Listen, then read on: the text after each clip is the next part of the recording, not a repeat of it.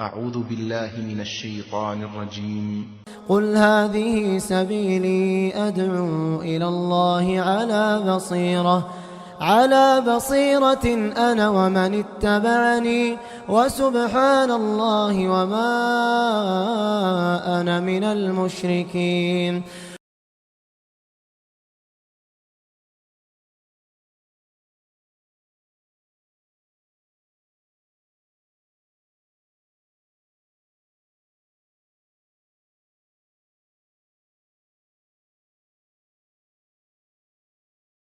إن الحمد لله نحمده ونستعينه ونستغفره ونعوذ بالله من شرور أنفسنا ومن سيئات أعمالنا من يهده الله فلا مضل له ومن يضلل فلا هادي له وأشهد أن لا إله إلا الله وأشهد أن محمدا عبده ورسوله أرسله بالحق بشيرا ونذيرا. أما بعد فإن خير الحديث كتاب الله وخير الهدي هدي محمد صلى الله عليه وسلم فإن خير الأمور عوازمها وشر الأمور محدثاتها وكل محدثة بدعة وكل بدعة ضلالة وكل ضلالة في النار. فأعوذ بالله من الشيطان الرجيم. بسم الله الرحمن الرحيم. الرجال قوامون على النساء بما فضل الله بعضهم على بعض وبما أنفقوا من أموالهم فالصالحات قانتات حافظات للغيب بما حفظ الله واللاتي تخافون نشوزهن فعظوهن في المضاجع واضربوهن فإن أطعنكم فلا تبغوا عليهن سبيلا إن الله كان عليا كبيرا. محترم حضرات، سورۃ النساء آیت نمبر 34 ہمارے ساتھ ہے. یہ جمعے کا خطبہ ہے تو اس سلسلے میں بڑا ہی مختصر سا وقت ہوتا ہے. اللہ کے کلام کی آیت ہے جو میں نے آپ کے سامنے پڑھی ہے، اس کا ترجمہ ہم لوگ سن لیتے ہیں. اللہ سبحانہ و تعالی فرماتے ہیں الرجال قوامون علی النساء، مرد عورتوں پر حاکم ہیں، مردوں کو عورتوں پر دسترس حاصل ہے. مرد عورتوں کے حاکم ہیں، یعنی ان کو مسئولیت دی گئی ہے عورتوں کی. الرجال قوامون علی النساء، کیوں؟ اللہ نے اس کا جواب کہا بما فضل اللہ بعضهم علی بعض. اللہ تعالیٰ نے ایک دوسرے کو فضیلت دی ہے، درجات میں بلندتری عطا کی ہے. یہ اللہ سبحانہ و تعالیٰ ہے جو مردوں کو عورتوں پر برتری دی ہے. وبما انفقوا من اموالهم، اور اس لیے بھی کہ جو کچھ مال مرد عورتوں پر خرچ کرتے ہیں. برتری ایسے کہ بہت سارے کام ایسے ہیں جو مرد کر سکتا ہے عورت نہیں کر سکتی ہے. مرد قاضی بن سکتا ہے، مرد امامت کر سکتا ہے، عورت نہیں کر سکتی. مرد جنگ و جہاد کر سکتا ہے، جدال کر سکتا ہے، عورت نہیں کر سکتی. ایسے بہت ساری چیزیں ہیں جس میں مردوں کو برتری دی گئی ہے. اور ساتھ ساتھ کہا وَبِمَا أَنفَقُوا مِنْ أَمْوَالِهِمْ، اور جو کچھ مرد اپنا مال خرچ کرتے ہیں مہر کی شکل میں، نفقات کی شکل میں، اخراجات مرد برداشت کرتے ہیں. اللہ تعالیٰ نے اخراجات کی تفصیل نہیں بتائی، صرف اتنا کہا وَبِمَا أَنفَقُوا، موصولہ جتنا مال، وہ جو کچھ مال خرچ کرتے ہیں. اس لیے مرد کو ایک دوگانہ برتری عورتوں پر حاصل ہے. فالصالحات، پھر اللہ تعالیٰ نے نیک عورتوں کے بارے میں فرمایا کہ نیک عورتیں کون ہیں. فالصالحات، نیک عورتیں. قانتات، مطیعات، جو اللہ تعالیٰ کی بندگی میں لگی ہوئی ہیں، اللہ تعالیٰ کی بندگی پابندی کے ساتھ، مداومت کے ساتھ، تسلسل کے ساتھ، کنٹینیوس اللہ تعالیٰ کی بندگی اطاعت کرتی ہیں. حافظات للغیب بما حفظ اللہ، اللہ تعالیٰ نے جن چیزوں کی نگہداشت کی توفیق ان کو دی ہے وہ پابندی سے ان چیزوں کی نگہداشت کرتی ہیں. اپنے شوہروں کی غیاب میں، ان کے شوہر نہیں ہیں، ان کی عزتوں کی، مال کی، بچوں کی، گھر کی عورتیں حفاظت کرتی ہیں بما حفظ اللہ. لیکن اللہ کی توفیق سے، اللہ کی توفیق ملتی ہے تو جب عورت یہ کام کرتی ہے. پھر اللہ تعالیٰ نے آگے چل کر کہا واللاتی تخافون نشوزہن، اگر تمہیں پتہ لگے، اندیشہ ہو کہ عورت بد دماغی کر رہی ہے، عورتوں سے کسی بغاوت کا تمہیں اندیشہ ہو کہ عورت صحیح طور سے تمہارے ساتھ برتاؤ نہیں کر رہی ہے، بد دماغی کر رہی ہے، فَعِظُوهُنَّ، تو ان عورتوں کو نصیحت کرو۔ اگر نصیحت سے بات نہیں بنتی ہے، وَاهْجُرُوهُنَّ، تو ان کی بستریں الگ کر دو۔ مان جائے، عورت سدھر جائے، اگر فطرت قلب سلیم ہے عورت کی تو سدھر جاتی ہے، اگر عورت صحیح دل اس کے پاس نہیں، ارے جانے دو نا، جہاں بھی جائے جہاں بھی کھائے، مجھے کیا بگڑتا ہے۔ لیکن قرآن نے کہا فَعِظُوهُنَّ، پہلے مرحلے پر ایسی عورتوں کو نصیحت کرو، اگر اب بھی نہیں سدھرتی ہیں، وَاهْجُرُوهُنَّ فِي الْمَضَاجِعِ، ان کی بستریں الگ کر دو۔ اگر اب بھی نہیں سدھرتی ہیں تو وَضْرِبُوهُنَّ، تو اب مرحلہ آتا ہے ہلکی سی مارنے کا، جب اجازت ہو، جب قانون، اس ملک کا قانون اس کی اجازت دے، ایسا نہ ہو کہ لینے کے دینے پڑ جائیں۔ بلا کہ قرآن میں تو اللہ کا حکم ہے، لیکن اللہ کے حکم کو لاگو کرنے کے لیے مواقع اور حالات بھی ہوتے ہیں۔ ایسا نہ ہو کہ شکار کرنے گئے تھے، خود شکار ہو گئے، ایسا بھی ہوتا ہے۔ تو کہا کہ لیکن قرآن تو کہتا ہے وَضْرِبُوهُنَّ، اگر عورت سدھرنے کا امکان ہے تو ہلکی سی مار سکتے ہو، وَضْرِبُوهُنَّ فَإِنْ أَطَعْنَكُمْ، اگر اب عورتیں بات مان لیں، صحیح طور سے اپنی روش ٹھیک کر لیں، فَلَا تَبْغُوا عَلَيْهِنَّ سَبِيلًا، اب اس کے بعد تمہارے پاس کوئی گنجائش نہیں، چانس نہیں کہ تم ان عورتوں پر ظلم کرو۔ ان اللہ کان علیٰ کبیرا، بے شک اللہ تعالیٰ بہت بلند ہے، بہت بڑا ہے، اور اللہ تبارک و تعالیٰ بلندی والا ہے۔ تو یہ قرآن مجید کی آیت سورۃ النساء آیت نمبر 34 ہمارے ساتھ تھی۔ دوستو عزیزو، ماں اور بہنوں، بزرگوں، یہ زمانہ ہے جس میں ہم جی رہے ہیں، فتنوں کا زمانہ ہے۔ عورتوں تک غلط عقائد، غلط فکر، دنیا کی یہ نرالی شان اور دنیا کی زیب و زینت اور دنیا کی رونقیں اور دنیا میں جو کچھ غلط تحریکیں اٹھ رہی ہیں، کچھ لوگ طرح طرح کی باتیں کرتے ہیں، یہ ساری باتیں پہلے عورتوں تک نہیں پہنچتی تھی، لیکن آج جب انٹرنیٹ کا زمانہ آیا، اسمارٹ فون کا زمانہ آیا، تو عورتیں اپنے چہار دیواری میں رہ کر بھی یہ ساری چیزیں جان لیتی۔ بیٹا باپ کے سامنے، بیٹا باپ کے بغل میں بیٹھا ہوتا ہے، لیکن وہ ساری دنیا میں گھوم رہا ہوتا ہے، باپ کو نہیں پتا کہ میرا بیٹا کہاں گھوم رہا ہے۔ ہاں، اپنے گھر میں اپنے باپ کے بازو بیٹھا ہے، لیکن اپنے موبائل میں ساری دنیا کی چکر لگا رہا ہے۔ یہ زمانہ ہے۔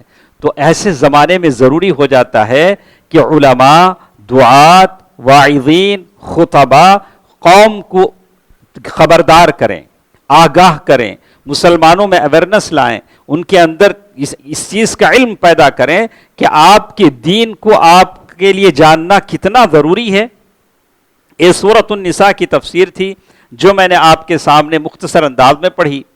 اللہ کے نبی صلی اللہ علیہ وسلم نے بڑی تفصیل سے ابن حبان میں ابو ہریرہ رضی اللہ تعالی عنہ کی روایت، جس میں کہا کہ عورتوں کا تو جنت میں جانا بڑا آسان ہے، عورتیں تو انگلی پر گن سکتی ہیں۔ اللہ کے نبی صلی اللہ علیہ وسلم نے کہا، جیسے کہا اذا صلت المرأة خمسہا، عورت اگر 5 وقت کی نماز پڑھ لیتی ہے، انگلیوں پر گن لے۔ اللہ کے نبی صلی اللہ علیہ وسلم کی زبان سے جو بشارت آئی ہے، زبان رسالت سے جو بشارت ملی ہے، انگلیوں پر گن لے۔ اذا صلت المرأة خمسہا، عورت جب 5 وقت کی نماز پڑھ لیتی ہے، وصامت شہرہا، رمضان بھر کے روزے رکھ لیتی ہے، اور کہا وحصنت فرجہا، اور اپنی عزت کی حفاظت کر لیتی ہے، واطاعت بعلہا، اپنے ہسبینڈ کی اطاعت کر لیتی ہے، اس کی بات مان لیتی ہے، فَلِتَدْخُلِ الْجَنَّةَ مِنْ أَيِّ أَبْوَابٍ شَاءَتْ، جنت کے جس دروازے سے چاہے وہ جنت میں جا سکتی ہے۔ کوئی بڑا مرحلہ نہیں ہے، آسان کام ہے۔ نمازوں کی پابندی، عزت، عفت، ناموس کے ساتھ عورت کو جینا ہے، اور ساتھ ساتھ رمضان کے روزے رکھ لینا ہے، شوہر کی بات مان لینا ہے، تو پھر جنت اس کی ہے۔ اللہ کے نبی صلی اللہ علیہ وسلم کی زبان رسالت یہ بشارت اللہ کے نبی صلی اللہ علیہ وسلم نے سکھایا ہے۔ لیکن ایک بات عورتوں کو اس بات کا لحاظ کرنا چاہیے کہ شیطان ہمارا بڑا دشمن ہے.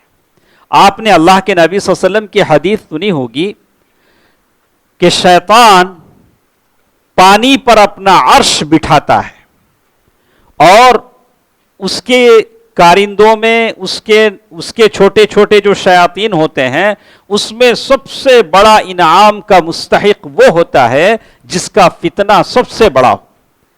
کیسے فتنہ؟ عورت اور مرد کو اگر جدا کر کے کوئی شیطان آتا ہے تو بڑا شیطان اسے شاباشی دیتا ہے، واہ بہت اچھا کام کیا. بولا کیا ہوا؟ ایسا ہوا کہ وہ مرد ادھر چلا گیا، بیوی ادھر چلے گئی، اتنا بڑا کام کر کے آیا ہوں. تو اس کا بڑا شیطان اس کی پیٹھ تھپکی دیتا، بولا واہ تو نے بڑا کام کیا. تو اللہ کے نبی صلی اللہ علیہ وسلم نے خبردار کیا کہ شیطان ہمارے گھروں میں داخل ہوتا ہے، ہمارے خاندانوں کو تباہ و برباد کرنے کے لیے داخل ہوتا ہے. جیسے جابر بن عبداللہ رضی اللہ تعالیٰ عنہ کی حدیث ہے، صحیح مسلم کی روایت ہے، ان ابلیس یضع عرشہ علی الماء. شیطان کیا کرتا ہے؟ شکوک و شبہات پیدا کرتا ہے، وائف سے ہسبینڈ کو، ہسبینڈ سے وائف کو، مختلف قسم کے ڈاؤٹ، شکوک اور طرح طرح کی چیزیں پیدا ہو جاتی ہیں، وسوسے پیدا ہو جاتے ہیں. اسی لیے اللہ کے نبی صلی اللہ علیہ وسلم نے بتلایا گھر میں داخل ہو تو سلام کر کے داخل ہو، گھر سے باہر نکلو تو دعا پڑھ کے نکلو، بیوی سے مل رہے ہو دعا پڑھ کے، کھانے بیٹھ رہے ہو دعا پڑھ کے. یہ ساری چیزیں اسی لیے بتائی گئی کہ شیطان تمہارے بیچ میں داخل نہ ہو، شیطان تمہارے آپس کے اس کو نہ بگاڑے. اس لیے کہ شیطان بڑا تجربے والا ہے، شیطان کے پاس بہت تجربے ہیں اور شیطان یہ کوشش کرتا ہے. اسی طرح میرے نبی صلی اللہ علیہ وسلم نے ایک اور اچھی بات بھی بتائی کہ سب سے بہترین عورت کون ہے؟ سب سے بہترین. اب جتنے یہاں بیٹھے ہیں سب کہیں گے میری بیوی سب سے بہترین ہے. ہاں، ہر کوئی نہیں کہے گا کہ میرے گھر میں جو عورت ہے وہ سب سے بہترین ہے. میرے نبی صلی اللہ علیہ وسلم نے یقیناً ایسے ہی ہونا چاہیے. اللہ تعالیٰ اچھے لوگوں کو اچھی بیویاں ہی دیتے ہیں. ہاں، فالصالحات قانتات، طیبات، یعنی طیبات، اچھے لوگوں کو اچھی بیویاں عطا ہوتی ہیں. اللہ کے نبی صلی اللہ علیہ وسلم نے فرمایا کہ اچھی بیوی وہ ہے جسے دیکھے اس کا مرد تو خوش ہو جائے، تدخل السرور، جسے دیکھ کر اس کا مرد خوش ہو جائے. التی تسرہ اذا نظر وتطیعہ اذا امر. اللہ کے نبی صلی اللہ علیہ وسلم نے دو باتیں بتائیں، جب اپنی بیوی کی طرف دیکھے تو آدمی خوش ہو جائے. کیسے؟ بیوی کی سندر کو، خوبصورتی کو دیکھ کر نہیں، اس کو کبھی نماز پڑھتا ہوا دیکھے، کبھی اس کو نیک قرآن مجید کی تلاوت کرتا ہوا دیکھے، کبھی وہ ذکر کرتا ہوا دیکھے، وہ اپنے اندر خوشی محسوس کرے، کبھی صلہ رحمی کرتا ہوا دیکھے، اللہ کا شکر ادا کرے کہ اللہ نے مجھے کیسی بیوی عطا فرمائی. وَتُطِيعُهُ إِذَا أَمَرَ. اور جب بیوی کو کسی بات کا حکم دے تو وہ اس حکم کو بجا لائے. جیسے کسی بیوی کو اگر کوئی آپ حکم دیتے ہیں، بیوی اس حکم کو بجا لاتی ہے تو یقیناً ایسی بہترین عورت ہے. اور اسی لیے اللہ کے نبی صلی اللہ علیہ وسلم نے بھی اس بات کا لحاظ کیا کہ جیسے عورت پاک صاف رہے، اسی لیے اللہ کے نبی صلی اللہ علیہ وسلم کی ایک حدیث آتی ہے. میں جتنے اور مرد و خواتین ہیں غور سے سنیں. ہم حدیثوں کو سنتے ہیں، نیگلیکٹ کر دیتے ہیں، بے توجہی سے سنتے ہیں. اللہ کے نبی صلی اللہ علیہ وسلم کا ایک ایک لفظ سونے سے لکھنے کے قابل ہے. اللہ کے نبی صلی اللہ علیہ وسلم کے الفاظ ہیں، اذا قدم احدکم لیلا. اگر تم ٹریولنگ میں ہو، رات کے وقت اگر تم واپس آ رہے ہو، اپنے ٹریولنگ سے ریٹرن آ رہے ہو، بہت دن سے اپنی بیوی سے غائب تھے، کہیں چلے گئے تھے، 10 دن 20 دن 15 دن مہینہ سال، اب جب ریٹرن آ رہے ہو تو بیوی کے بغیر انفارمیشن، بغیر اطلاع دیے گھر نہ آنا. یعنی سڈنلی سرپرائز دے رہے ہو، اچانک آ رہے ہو، ایسا مت آؤ. اللہ کے نبی نے کیا کہا؟ ایسا مت آؤ. ہو سکتا ہے اگر تم اطلاع دو گے تو تمہاری بیوی تمہارے لیے تیار ہو جائے گی، اچھے کپڑے پہن لے گی، صفائی ستھرائی اختیار کر لے گی. ایسا نہ ہو کہ اچانک اپنی بیوی کو اس شکل میں دیکھو تمہارے دل میں نفرت بیٹھ جائے. اللہ کے نبی صلی اللہ علیہ وسلم نے منع کیا، سبب بھی بتایا तस्तहिद यानी औरत पाक साफ हो जाए, और साथ साथ कहा कि वो अपने तौर से अपने लिबास सारी चीज़ों का वो ये कर ले, अल्लाह के नबी सल्लल्लाहु अलैहि वसल्लम ने मना फरमाया। तो इसीलिए आप देखेंगे कि अल्लाह के नबी सल्लल्लाहु अलैहि वसल्लम कभी किसी जगह से वापस आते थे तो उम्मुल मोमिनीन आयशा रज़ियल्लाहु ताला अन्हा घर का सारा तरतीब दे देती थी, घर के सारे सामान तरतीब से होते थे, पर्दे साफ हो जाते थे। ये अल्लाह के नबी सल्लल्लाहु अलैहि वसल्लम का इस्तकबाल था। ये अच्छी औरत की जिम्मेदारी है कि शौहर किसी तरह से उसे देखे तो बुरा न लगे, न बीवी के जिस्म में, उसके लिबास में, न घर के साजो सामान में, हर चीज सारी चीजें सही हो। इसीलिए अल्लाह के नबी सल्लल्लाहु अलैहि वसल्लम ने फरमाया अला उखबिरुकुम, अल्लाह के नबी सल्लल्लाहु अलैहि वसल्लम कह रहे हैं सुन लो, क्या मैं तुमको न बताऊं बेहतरीन औरतें, निसाउकुम मिन अहलिल जन्नह, जो जन्नती औरतें हैं। सहाबियात सहाबा सुनने लगे, कहने लगे अल्लाह के नबी सल्लल्लाहु अलैहि वसल्लम बताइए कैसी औरतें जन्नती हैं। अल्लाह के नबी सल्लल्लाहु अलैहि वसल्लम फरमाया कुल्लु वदूदिन वलूद, हर मोहब्बत करने वाली औरत जो अपने शोहर से मोहब्बत करती है, ज्यादा बच्चे पैदा करने वाली औरत, हाँ औरत को कोई बीमारी नहीं है, कोई ऐसी शिकायत नहीं है कि बच्चे उसे नुकसान दे सकते हैं, या उसे डॉक्टरों ने मना किया है हमल के ठहरने को, इस्तिक़रार को, तो उसके लिए है कि वो बच्चे पैदा करे। अल्लाह के नबी से फरमाया कि मेरी उम्मत को लेकर मैं फख्र करूंगा। तो ऐसी औरतें जन्नती हैं। और साथ साथ कहा इदा ग़ज़िबत हिया, अगर शोहर और बीवी के दरमियान कुछ अनबन हो जाती है, ऐसी बातें हो जाती हैं, तो शोहर कभी नाराज हो जाता है और या कभी उसे तकलीफ पहुंचती है, तो क्या करती है, अपने शोहर का हाथ, अपने हस्बैंड का हाथ अपने हाथ में पकड़ती है और कहती है कि मैं पलक नहीं लगाऊंगी, मैं नहीं सोऊंगी, मैं नहीं खाऊंगी जब तक कि आप राजी ना हो जाएं। अपने शोहर को राजी कर लेती है, नेक खातून है, अपने शोहर को राजी कर लेती है। अल्लाह ताला हर औरत को यह तौफीक दे, वो नहीं चाहती कि एक लम्हा भी उसका शोहर उससे नाराज हो, अपने शोहर को राजी करने की कोशिश करती है। तो इसी तरह अल्लाह के नबी सल्लल्लाहु अलैहि वसल्लम ने और हदीस में कहा कि अल-मुवातिया अल-मुवासिया, वो औरतें जो बिल्कुल मुतवाज़े हों, नरम की फितरत की हों और बिल्कुल नरम मिजाज हों और खैर खाही करने वाली हों, ऐसी औरतें वो जन्नती हैं। और साथ साथ कहा जहन्नमी औरतें कौन हैं, तो कहा अल-मुतबर्रिजात, वो औरतें जो बेपर्दा हों, अल-मुतबर्रिजात, जो बेपर्दा औरतें हैं वो जहन्नमी हैं। और साथ साथ कहा वो औरतें जो फख्र करने वाली हैं, जो औरत बेपर्दा होती है वो फख्र भी करती है, जब वो बेपर्दगी के साथ जाती है तो उसे एहसास होता है और एक तरह का फख्र उसके अंदर आ जाता है कि लोग मुझे देखें, लोग मुझे देखें, ऐसे उसके अंदर एहसास आता है। और साथ साथ कहा वहुन्नल मुनाफिकात, ये ऐसी औरतें हैं जो मुनाफिका औरतें हैं, ला यदखुलनल जन्नह, ऐसी औरतें जन्नत में दाखिल नहीं होंगी, जन्नत में दाखिल नहीं होंगी।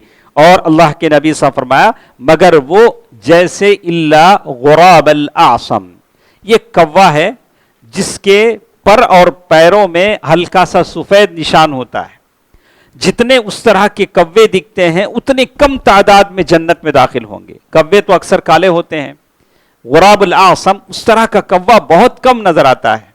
अल्लाह के नबी सल्लल्लाहु अलैहि वसल्लम ने मिसाल देकर समझाया। दोस्तों अजीजों, चूंकि शादियों का मौका था, ये चंद बातें खवातीन के लिए मुझे कहनी थी, तो इस सिलसिले में मैंने कही हैं, लेकिन कुछ मेरे पास एक 10 मिनट का टाइम है। कुछ चीज़ों के लेकर हम कहते हैं कि यकीनन हम जानते हैं कि शादी निकाह बहुत बाबरकत चीज़ है, आदमी की ज़िंदगी बदल जाती है, एक तरह की ज़िंदगी में इनकलाब आ जाता है। पहले वो एक सीधा साधा आदमी था, शादी और निकाह जब हो जाता है तो एक औरत का शौहर बन जाता है। एक औरत का शौहर बन जाता है, चंद दिनों के बाद बाप भी बन जाता है। तो एक तरह के इतना बड़ा ये है, तो उसकी इस्लाम ने कुछ उसूल और कवानीन बताए।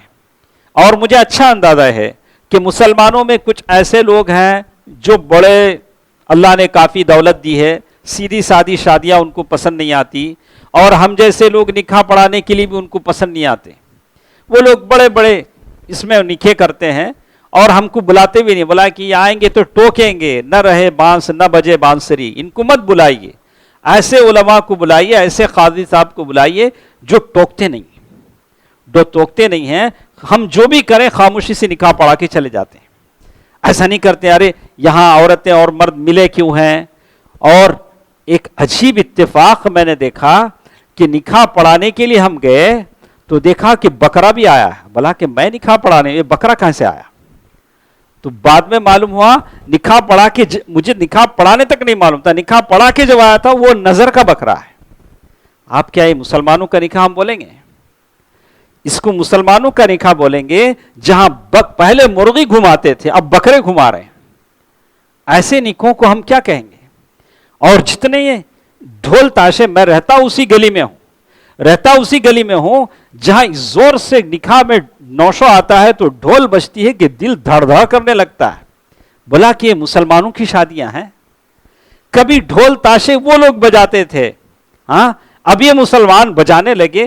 اللہ کے نبی صلی اللہ علیہ وسلم فرمائے اعلنوا النکاح بالدفوف، نکاح کا اعلان کرو دف سے۔ مقصد یہ تھا کہ لوگوں کو معلوم ہو جائے کہ فلاں آدمی نے فلاں کی بیٹی سے نکاح کیا۔ ٹھیک ہے، آج موبائل کا زمانہ ہے، اسمارٹ فون کا زمانہ ہے، 1 سال پہلے شادی خانہ بک ہوتا ہے، ہاں اس کے بعد ہر فون میں میسج آتا ہے، شادی کے رخ 5 فلور پر بھی اگر آپ ہوں تو لڑکی کا باپ مجبوراً اوپر چڑھے آپ کو دعوت دے، تب تک آپ نہیں آتے ہیں۔ اور کیا چاہیے آپ؟ شہرت تو ہو گئی، لوگوں کو معلوم ہو گئی کہ آپ کی بیٹا یا بیٹی کی شادی ہے۔ اب کیا ضروری ہے کہ یہ اتنے بڑے بڑے یہ بجائے جائیں اور لوگوں کو تکلیف دی جائے اور دلیل لی جائے اعلنوا النکاح ولو بالدفوف؟ اس کا یہ مطلب نہیں ہے، وہ دف الگ ہیں، وہ حالات الگ ہیں۔ دوستو عزیزو، یہ شادی جو اللہ کے نبی صلی اللہ علیہ وسلم کی سنت ہے، نکاح ہے، اس کے آداب اور طریقے ہیں۔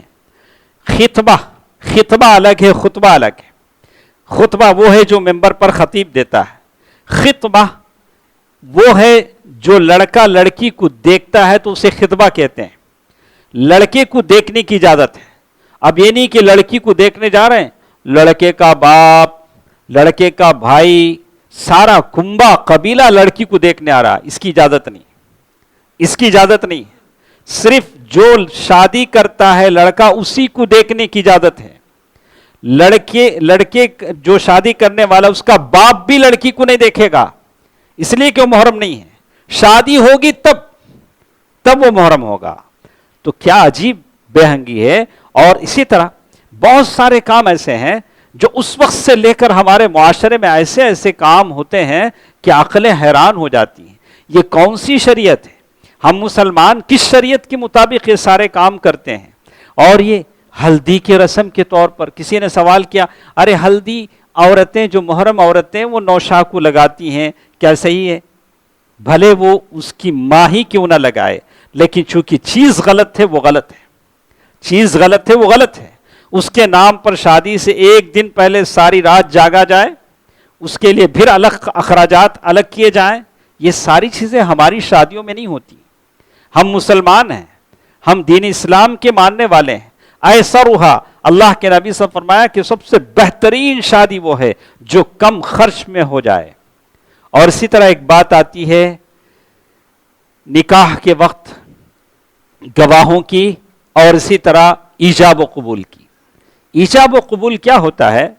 لڑکی سے باپ ویلنگ لیتا ہے، اس کی رضامندی لیتا ہے۔ اگر بیوہ عورت ہے، مطلقہ ہے، تو وہ زبان سے کہے گی، اور اگر کنواری عورت ہے اگر وہ خاموش بھی رہ جاتی ہے تو بس ہے۔ اب یہ حکومت کا زمانہ آیا، دفتر کا زمانہ آیا، دستخط کرنے کی بات آئی، تو یہ حکومتی کارروائی ہے تو یہ بھی صحیح ہے، لیکن کون لے؟ 10-15 لوگ سارے جائیں اور دلہن یا خواتین بیٹھتی ہیں اس میں سارے چلے جائیں اور سارے جا کر دستخط لیں؟ اللہ اللہ، اس کی اجازت شریعت میں نہیں۔ صرف باپ، لڑکی کا باپ اکیلا جائے گا، اور 1 دن پہلے بھی اگر وہ دستخط لے لیتا ہے لڑکی کی، دلہن کی، تو بس ہے، لیکن سارے مل کر جائیں، اس کی اجازت اسلام نے نہیں دی ہے۔ اور یہ چیزیں ہیں جو غلط ہیں، ہمارا پہلا قدم ہی غلط ہوتا ہے، اور ہم چاہتے ہیں کہ زندگی میں خیر و برکت ہو، کیسے آ سکتی ہے؟ کیسے آ سکتی ہے؟ تو اس کا خیال رکھیں، جتنے میرے سامنے باپ ہیں یہ کسی کے بھائی ہیں، اللہ اللہ اس بات کا لحاظ رکھیں کہ عورتوں میں جانا، جب شادی کے دن جب ساری عورتیں خوبصورت لباس میں ہوتی ہیں، دلہن خوبصورت لباس میں ہوتی ہے، آپ کے ساتھ فوٹوگرافرز بھی ہیں، وہ سارے کے سارے فوٹوگرافروں کی فوج جاتی ہے، کیا آپ اسے اچھا سمجھیں گے؟ کیا آپ اسے اچھا سمجھیں گے کہ یہ شریعت آپ کی اجازت دیتی ہے؟ ہرگز نہیں، قسم خدا کی، یہ دیوث ہیں، دیوث ہیں، شریعت اس کی اجازت نہیں دیتی ہے۔ اور ہم سمجھتے ہیں کہ اللہ کی رحمتیں نازل ہوں، خیرات نازل ہوں، برکتیں نازل ہوں، کیسے نازل ہوں گی؟ گھر سدھرتا ہے تو معاشرہ سدھرتا ہے، معاشرہ سدھرتا ہے تو مسلمانوں سارے مسلمان سدھرتے ہیں، تب جا کر مسلمانوں کو فتح مندی، نصرت، غلبہ عطا ہوتا ہے۔ کوشش کریں کہ ہماری شادیاں سیدھی سادی ہوں۔ بہرحال باتیں بہت ہیں، ان باتوں پر مجھے آپ کو توجہ دلانی تھی، اور خاص کر اپنی بیویوں کے لیے دعا کریں، ربنا ہب لنا من ازواجنا وذریاتنا قرۃ اعین واجعلنا للمتقین اماما۔ اور حقوق ہیں بیوی کے شوہر پر، شوہر کے بیوی پر۔ اور ساتھ ساتھ ایک بات مجھے آپ کو بتانا ہے، وہ خواتین جنہوں نے شادیاں کی ہیں، کسی کی بیوی ہیں، اللہ کے نبی صلی اللہ علیہ وسلم نے، وہ عورت جو آئی تھی اللہ کے نبی صلی اللہ علیہ وسلم کے پاس، کسی ضرورت سے آئیں، اللہ کے نبی صلی اللہ علیہ وسلم نے ان سے پوچھا ذات بال انتی، اے خاتون، اے لیڈی، کیا آپ کی شادی ہو گئی ہے؟ انہوں نے کہا ہاں اللہ کے نبی میری شادی ہو گئی ہے۔ اللہ کے نبی صلی اللہ علیہ وسلم فرمایا کہ دیکھو تم شوہر کی کتنی خدمت کرتی ہو۔ تو وہ عورت نے کہا کہ اللہ کے نبی جتنا کر سکتی ہوں میں کرتی ہوں، آخری میں جو مجھ سے نہیں ہو سکتا ہے میں وہاں رک جاتی ہوں۔ اللہ کے نبی صلی اللہ علیہ وسلم فرمایا کہ تمہارا ہسبینڈ تمہارے لیے جنت بھی ہے، جہنم بھی ہے۔ تم اس کی خدمت کرو گی تو جنت میں جاؤ گی، اسے خوش رکھو گی تو جنت میں جاؤ گی۔ لیکن ایک بات میں ساروں کو بتا دیتا ہوں، ذرا توجہ سے سنیں، سمجھنے والی چیز ہے۔ ایک آدمی کی جب شادی ہوتی ہے، اس کے ہاتھ میں دو پلڑے ہوتے ہیں، پلڑے سمجھتے ہیں، میجرمنٹ ترازو کے دو پلڑے ہوتے ہیں۔ شادی جب ہوتی ہے تو بیوی کو ایک پلڑے میں رکھتا ہے، اپنے پیرنٹس، اپنے گھر والوں کو ایک پلڑے میں رکھتا ہے، تو بھاری اس کے گھر والوں کا پلڑا ہی ہوتا ہے، بیوی ہلکی ہوتی ہے۔ یہ کب بھاری ہوتی ہے؟ یہ بھاری ہونے کے لیے ٹائم لگے گا، صبر، محنت، اور پھر شوہر کی اطاعت، یہ سارے اس پلڑے میں رکھیں تب وہ پلڑا بھاری ہوگا۔ ٹائم بھی لگے گا، عورت کو صبر بھی کرنا پڑے گا، جد و جہد کرنی پڑے گی، اللہ سے مناجات کرنے پڑے گی، ورنہ تو عام طور سے ہی پلڑا بھاری ہوتا ہے۔ تو ضروری ہے کہ عورتیں اپنی زندگیوں میں صبر کریں، اللہ تعالیٰ سے مناجات کریں، خیر اور بھلائی کی دعا کرتے رہیں، اللہ تعالیٰ سے اس بات کی دعا کریں کہ اللہ نے جو شوہر ان کے حق میں مقدر کیا ہے، اللہ تعالیٰ ان کے درمیان الفت و محبت پیدا فرمائے۔ دوستو، عزیزو، ماں اور بہنوں، یہ چند باتیں اس سے متعلق تھیں۔ انشاءاللہ اور بھی باتیں ہمارے ساتھ ہیں، کبھی جمعے میں انشاءاللہ ہم اسے پیش کریں گے۔ اللہ تعالیٰ سے ہم دعا کرتے ہیں کہ اللہ تعالیٰ ہم سب کے گھروں میں خیر و برکت عطا فرمائے۔ اللہ تعالیٰ جو بھی ہمارے رشتے ہیں، اللہ تعالیٰ ان کو مضبوط بنائے، خیر و برکت والا بنائے۔ اللہ شیطان ملعون کو، اور ایسا ملعون شیطان، خسیس شیطان، اس سے ہمارے اعلیٰ اولاد کو، ہمارے خاندانی رشتوں کو اللہ تعالیٰ اس شیطان سے بچائے رکھے۔ اللہ تعالیٰ عالم اسلام کے تمام مسلمانوں پر رحم فرمائے۔ اللہ تعالیٰ جتنے لوگ موجود ہیں اس میں جو بھی اپنی اپنی ضرورتیں لے کر اللہ کے دربار میں آئے ہیں، اللہ تعالیٰ تمام کی ضرورتوں کو اللہ تعالیٰ پورا فرمائے۔ اے اللہ، جو بیمار ہیں انہیں شفایابی عطا فرما، شفائے کلی عطا فرما، شفائے عاجلہ عطا فرما۔ یا اللہ، جو قرض دار ہیں ان کے قرضوں کی ادائیگی کا ذریعہ فرما دے۔ یا اللہ جو مجبور ہے، بےکس ہے، فقیر ہے، محتاج ہیں، یا اللہ ان کی بےکسی کو دور فرما۔ یا اللہ ہمیں جو کاروباری ہیں، جو تجارت کرنے والے ہیں، انہیں حلال رزق عطا فرما، ان کے کاروبار میں، تجارت میں اے اللہ برکت عطا فرما۔ یا اللہ تیرے رحمت کے خزانے سے ہم سب کو عطا فرما۔ یا اللہ عالم اسلام کے مسلمانوں پر رحم فرما۔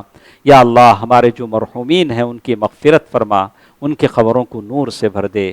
آمین۔ صدق اللہ العلی العظیم ونفعنی وإیاکم بالآیات والذکر الحکیم انہ تعالی جواد ملک کریم رؤوف الرحیم۔